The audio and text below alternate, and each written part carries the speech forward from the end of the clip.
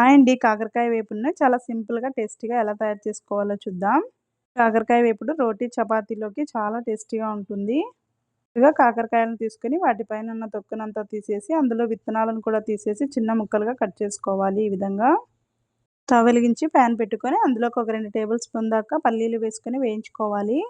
అలాగే అందులోకి ఒక 3 టేబుల్ స్పూన్ దాకా ఆయిల్ వేసుకొని, పోపు దినుసులన్నీ వేసేసుకొని, కరివేపాకు, అలాగే ఉల్లిపాయ ముక్కలు, కొంచెం ఉప్పు, పసుపుని వేసుకొని లైట్‌గా ఫ్రై చేసుకోవాలి. ముందుగా కట్ చేసుకున్న కాకరకాయ ముక్కలను కూడా ఇందులోకి వేసేసుకొని బాగా కలిపి 2 నిమిషాలు మూత పెట్టి మగ్గించుకోవాలి.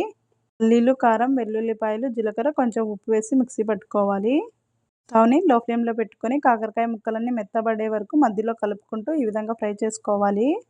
ఇప్పుడు ఇందులోకి కారం, వెల్లుల్లి పేస్ట్‌ని వేసి ఒక నిమిషం పాటు ఫ్రై చేసుకొని స్టవ్ ఆఫ్ చేసుకోవాలి. అంతేనండి. కాకరకాయ వేపుడుని ఒకసారి తప్పకుండా ట్రై చేయండి. అలాగే సబ్స్క్రైబ్ చేసుకొని లైక్ చేయండి. Thank you for